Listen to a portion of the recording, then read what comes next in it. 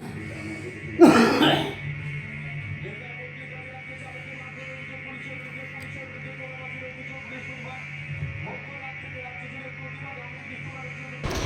বন্ধুরা, good morning.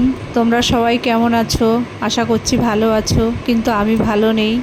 দেখো, আমার জিমি মানে আমার যে ডগিটা, হঠাৎ তারা সকাল থেকে খুব শরীর খারাপ, সে বিছানা থেকে উঠতে পারছিল না।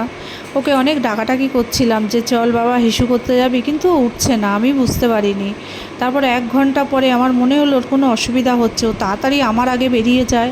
ওর বাবাকে বললাম দেখো তো ও হিসু করতে যাচ্ছে না কেন। এবার ওর বাবা তুলতে গিয়ে দেখে উঠতে পারছে না, পিছনের পা ও তুলতে পারছে না।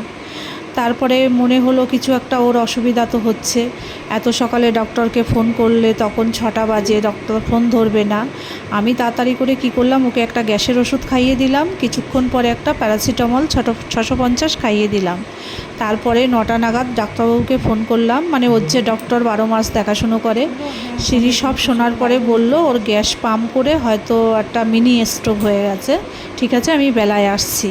সেই ততক্ষণে ও একাই শুয়ে থাকলো, ও টয়লেট যেতে পারলো না, মাথা তুলতে পারছে না। তারপরে ডক্টরবাবু আসার পরে ওকে দেখলো, দেখার পরে উনি বলল যে হ্যাঁ গ্যাস পাম্প করে স্ট্রোক হয়ে গেছে, ওর পিছনের পা দুটো একটু অকেজো হয়ে গেছে। তাই দেখো এখন স্যালাইন, ডাক্তারবাবু এসছে, স্যালাইন দিচ্ছে। অনেক সময় চেষ্টা করছে, ওর শিরা খুঁজে পাচ্ছে না। এখন ওকে স্যালাইন দেওয়া হবে, ইঞ্জেকশন দেওয়া হবে। ডক্টরবাবু তো বলছে এখন 3 দিন একটানা 2 বেলা স্যালাইন দিতে হবে, তাহলে যদিও সুস্থ হয়। বন্ধুরা, এই জন্যে তোমাদেরকে ফোন জানানো যে তোমরা সবাই মিলে ওর জন্য একটু আশীর্বাদ করো।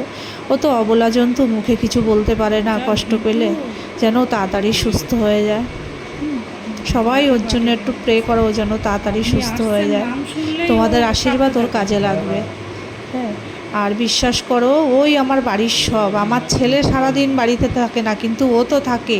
ও সব সময় আমার সঙ্গে সঙ্গে থাকে। ওর কিছু হলে আমাদের কিচ্ছু ভালো লাগে না, আমার খাওয়া দাওয়া সব বন্ধ হয়ে যায় ওর কিছু হলে।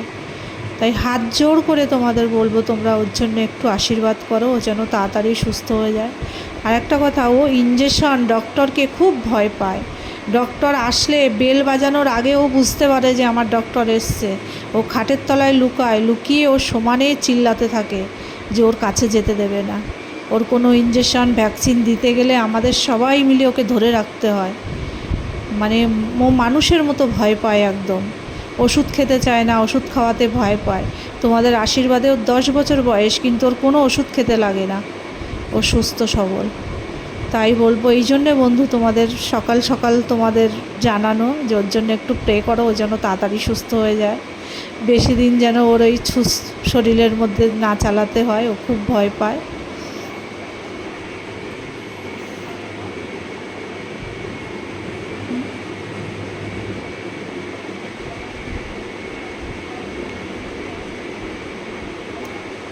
ঠিক আছে বন্ধুরা, রাখছি। আমি কথা বলতে পারছি না, আমার কান্না পাচ্ছে। ও আবার পরে আমি ব্লকে তোমাদেরকে জানাবো যে ও কেমন আছে না আছে। হ্যাঁ,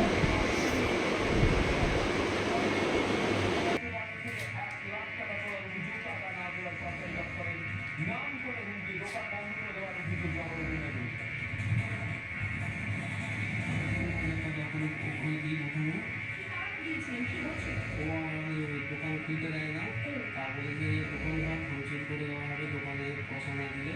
বিভিন্ন ধরনের কথা বলে আমার থেকে টাকা হাতায়।